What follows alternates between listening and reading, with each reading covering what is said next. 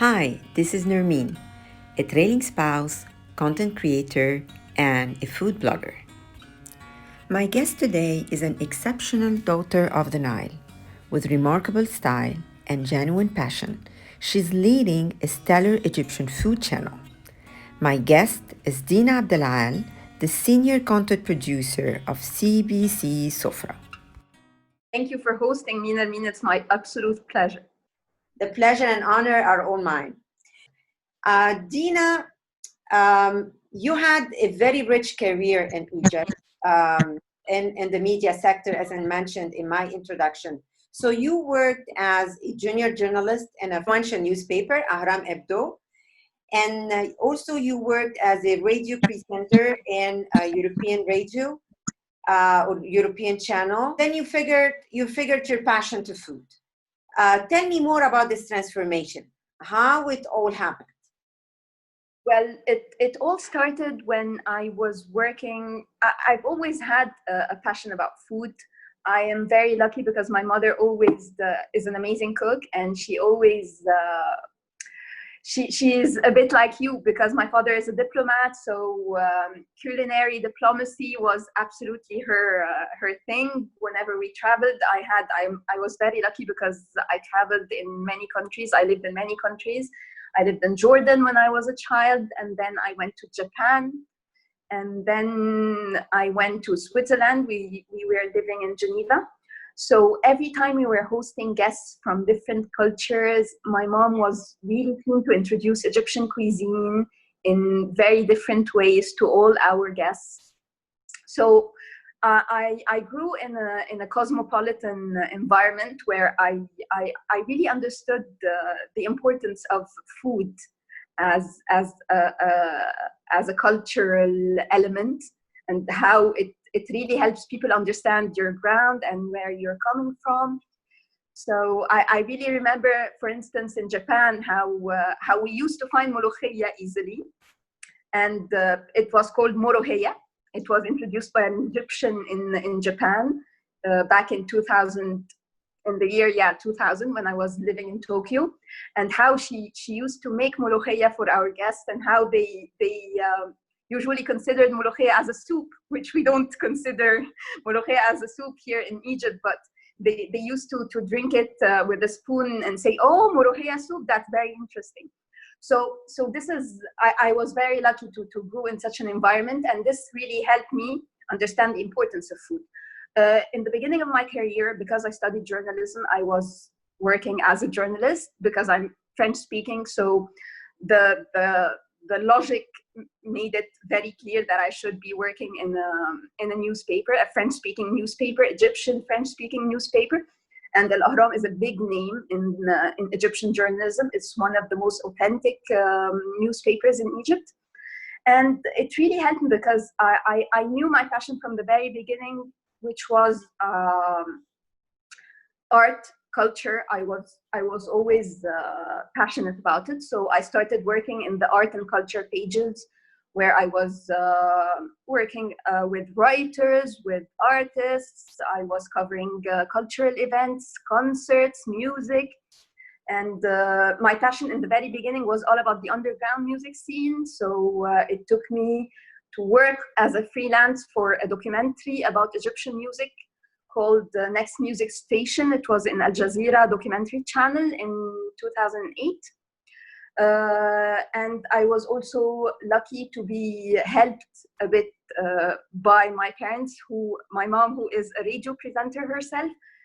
So she helped me get a job in the Egyptian radio, French-speaking Egyptian radio also. And I worked for 2 years as a radio presenter in the French-speaking European program in the Egyptian radio.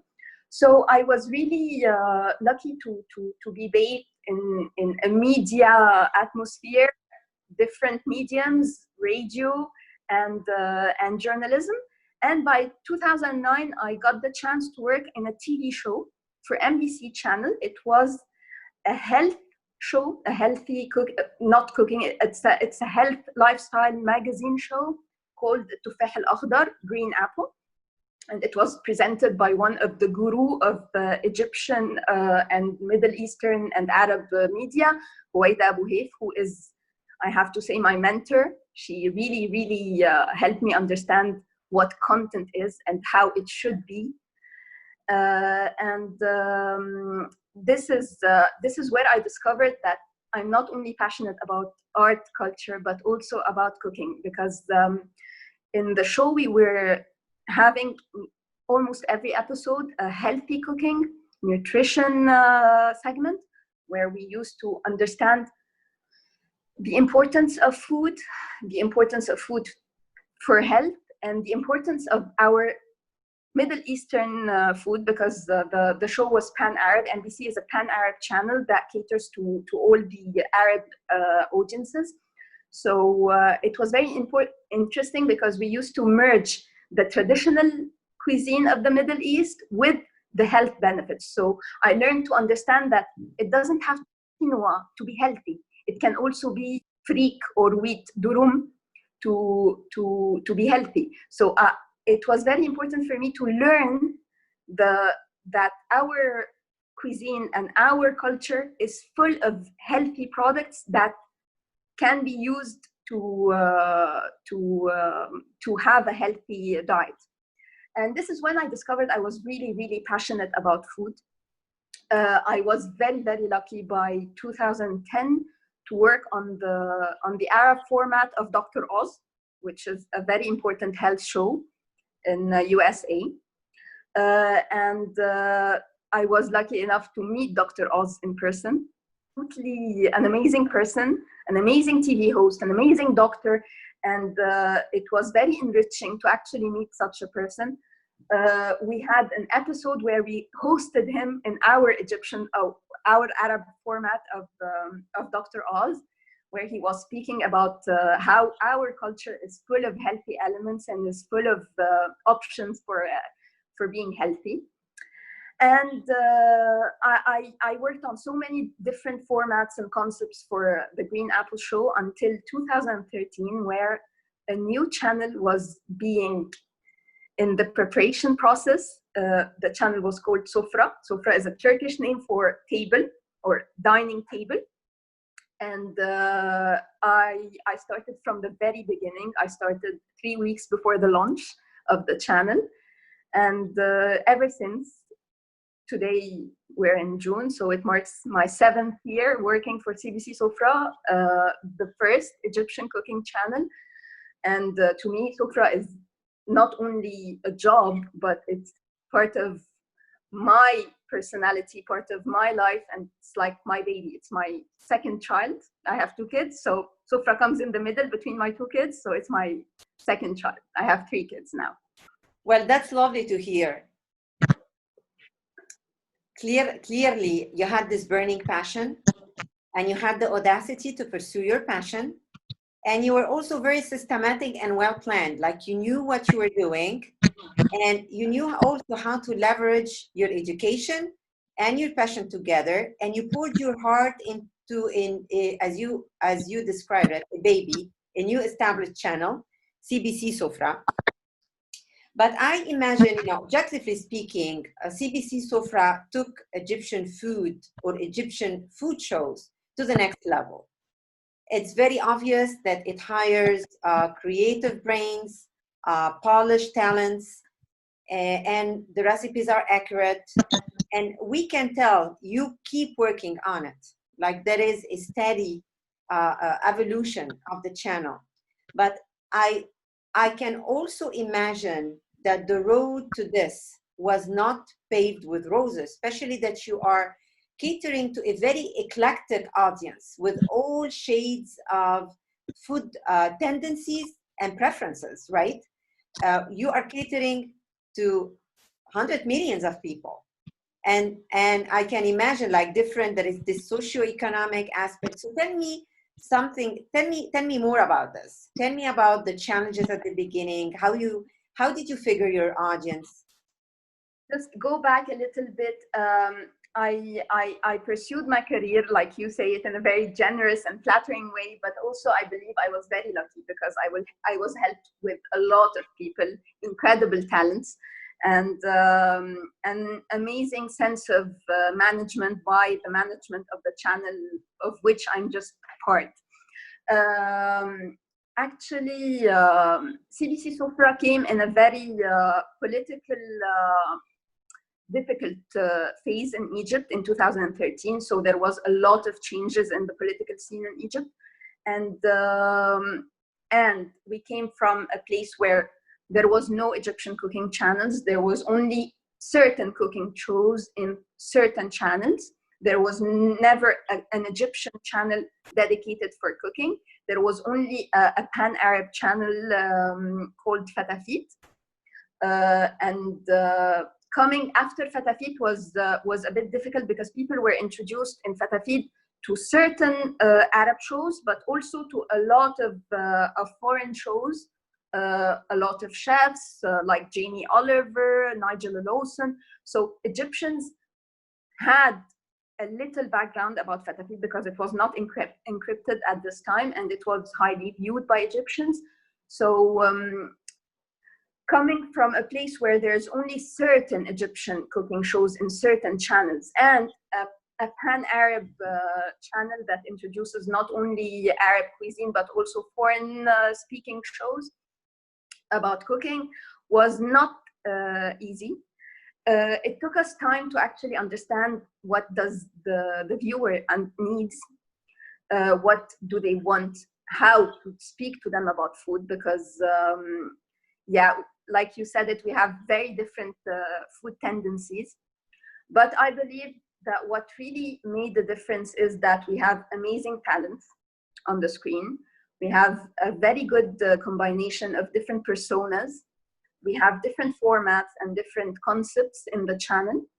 And this came from the very beginning in 2013, where we had a show almost that each show was dedicated to a part of the cooking. Like you had the generic big meals cooking, you had the budget cooking, you had a show dedicated to grills, you had a show dedicated to seafood, you had shows dedicated to desserts, and introducing different types of food and recipes to the Egyptian viewer was quite challenging in the beginning, because what can I say? Egyptians are very interested in food, but they like it in a certain way. So introducing a new recipe that is different from what they are familiar with is not always easy. And even if they watch it, they might not applicate it. And if they applicate it, they might not be always satisfied with the result, although our recipes, like you said, are quite accurate. So it took time for Egyptians to actually accept that one dish can be made in different ways. Like, for instance, let's say duck. In Egypt, duck is a big thing. Turkey, duck, meat is a festive dish because it's not an everyday dish. It's not friendly to the budget always. And we are always keen to cater to the budget needs. So I'm meticulous about introducing smoked salmon. I'm very meticulous about introducing foreign exported elements in the meal. It was not easy, for instance, to talk about duck, because duck in Egypt, we take the duck, we boil it, and then we fry it. And this is the best thing you can do. So introducing, for instance, duck à l'orange. Orange duck. Yes, orange duck is not easy for people to understand. Orange is a fruit, it's a juice, it's a dessert. You do not mix it with the duck. We already paid a lot of money to have this duck on our table. So I'm not gonna put orange juice on it. But understanding that there is many ways to enjoy the same dish took time. Now I can proudly say that Egyptians are much open to different recipes. For instance, I have another example that was very interesting. We started a month before the holy month of Ramadan. We started in May and Ramadan came in June in 2013. So we were trying to diversify the content, because Ramadan is all about traditional food, traditional dishes. People are fasting, so they want to eat what they are expecting. Usually even the the smallest budget meals in Ramadan is kicked up another notch. Usually people try to add a touch to their tables in Ramadan. So in Ramadan, a classic dish that is usually eaten in suhoor, which is the meal just before they start fasting, is fool. Fava beans cooked in the very traditional Egyptian way. It's the most traditional and typical dish. People eat it in their breakfast when they're not fasting, and they usually eat it in suhoor at night before they start fasting. So we were trying to introduce different ways of making fool, and we made a crepe with a fool filling. And that was not taken lightly. We had some negative comments, like, no, we do not do that with fool. Fool is to be eaten with bread. Fool is to be eaten with certain toppings, but you just keep fool as it is. So you do not dice it, you do not make it a filling. And it was not easy, but it was actually accepted after a while. And same goes for a million other dishes, like vine leaves, making fish with vine leaves. It was unacceptable. Vine leaves are to be stuffed with rice and cooked as mahshi, dolma. So no, you do not do that. But after a while, we started accepting the use of different elements in different recipes and introducing it in a different way. I think, and I think you agree with me that change comes in waves. It doesn't happen as an electric shock, right? So when I watch CBC Sofra and I'm exposed to the interventions of the audience, you can tell that some people are really after this rendition of the traditional dishes. They want to have their own signature dish, this little bit of something extra that would make the dish a family signature dish. So it's coming, but it takes time. And it's not something peculiar to Egypt. It happens all over the world. The cuisine takes time, like culture. The cuisine is part of the culture, and it takes time to evolve. And there is nothing wrong. I mean, we have to look to the past in a nostalgic way, but also in a revolutionary way, right? Absolutely. And that would take me to the following question, which is, on my last trip to Egypt, I was really impressed with the food scene, not the food shows now, the food scene. I felt that Egypt is restoring its cosmopolitan street, especially the two main big cities, which is Cairo and Alexandria. You know, all types of cuisine are represented over there. There is an excellent quality of ingredients. Even the hygiene standard clearly went up. There is a deeper awareness of, you know, health issues and hygiene standards. So how do you evaluate the current food scene in Egypt? Well, I believe it is thriving. I believe that food will always remain a very important element in the Egyptian daily life and in everybody's daily life all over the world. And I think it's with the help of availability of many exported products that we are able today to make any dish, to find any ingredient. Yes, it's true. There is much more commercial stores available everywhere now, not only in certain small areas. You can find any ingredient you want, like mushrooms, for instance, were not a common thing to find. You would usually find them in compote. The canned food. Exactly. It was mainly canned. Mushrooms were mainly found canned, if you found them. So today, in every small shop that sells fruits and vegetables, you can find mushrooms.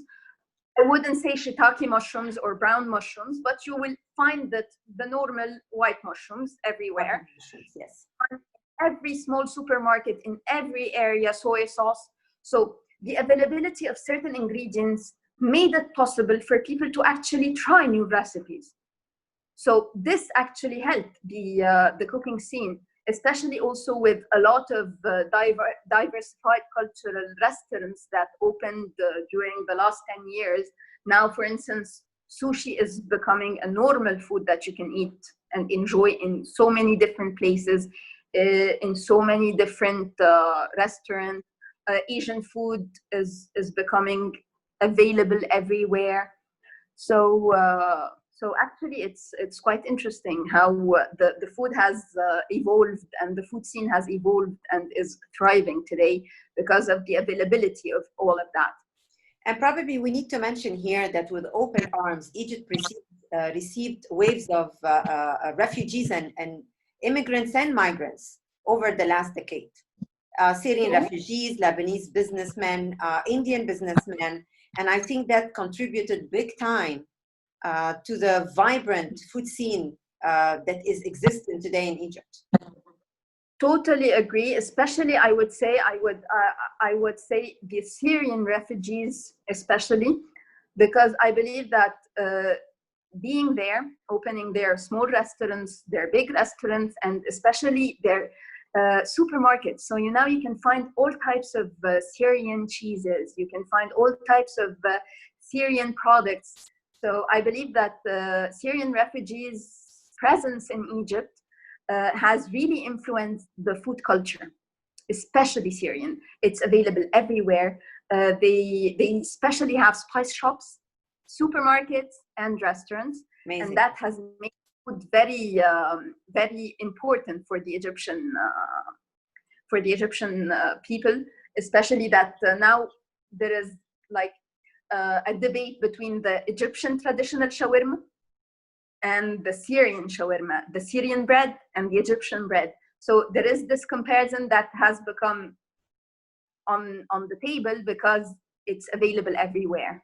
So the competition has benefited the food, the Egyptian food, because it has stimulated Egyptians to work more on the recipes on other food when it comes to the food scene. Not only the recipe and the quality. And the quality under the competition, and that's wonderful. So this is a very cheerful talk, but unfortunately I have to mention COVID-19. You work with a large team, and I can imagine the hustles that happen behind the scenes. So tell me a little bit how you are maneuvering this. It is difficult, I have to say. It is very difficult, especially that working remotely is not possible for every person in the team, because we are a channel that operates, that is catering to our needs. And we took a decision from day one when the COVID-19 crisis has arisen that we need to offer entertainment until the very last minute of our existence. And because people are at home, we need to offer more content, yes, not diminish. We cannot be less present on the contrary. We need to be more present. People are staying at home, so there is more cooking happening. So we need to be more available. We need to offer easier recipes, little ingredient recipes, like recipes that can be made with 3 ingredients, recipes that can be made for the food that we purchase, or usually we order. Like if we order burgers or we order pizza, what about we teach you how to make pizza at home, so you are sure about the hygiene, you are sure about the quality. So operating today is more important than ever, because people are watching and they need to be entertained, and they need to cook, and they need to learn, and they need to be happy. So because I really believe that Sofra's importance is not only to offer recipes, but also to offer entertainment to the viewer. And because we are time, we need to entertain more. It's very true, and you've been doing a wonderful job, and it takes a very tenacious team to be able to deliver, as you said, under COVID-19. So I can't wrap up our lovely chat before asking you what are you working on right now? Clearly, every year you contributed to CBC Sofra, to the Egyptian channel, food channel, with a new production, a new, I would say, something new, something extra. What's the extra this year? What are you working on? Well, every year we have been having some fine tuning in the formats, some changes in the looks and the look and feel of the channel. But also we have been now for 2 years working on a brand for Sofra, which is Sofra Quick, a social media platform that offers short recipes. We're trying as much as possible to document Egyptian traditional meals, to document Egyptian traditional recipes, but also to offer interesting solutions to the viewer in a very quick way. So it's a 1 minute and a half recipe where we try as much as possible to make cooking easy and available. We're not the only ones in the Egyptian scenes. There's many platforms offering short recipes, but we're trying as much as we can to also cater to the digital audience needs, especially now also in COVID-19 crisis. So is this in English and Arabic or only in Arabic? It's well, I believe that short recipes are a universal medium, because even if you cannot read the name of the ingredient that is written in Arabic, you can tell what it is. So it is in Arabic, but I think it's easy to understand the recipe and to be able to execute it at home. Excellent. And we will make sure to put a link to CBC Sofra online and to the quick recipes. Thank you so much, Dina. I know that you carved, in order to give us that time, it wasn't very easy in the middle of all what's going on at your end. Thank you so much for your time and patience. And it was lovely, lovely talking to you. And best of luck. Thank you. Thank you so much, Nirmi. Thank you.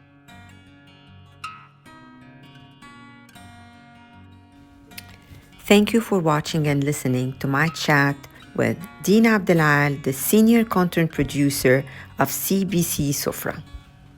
Your comments and likes on this video mean the world to me.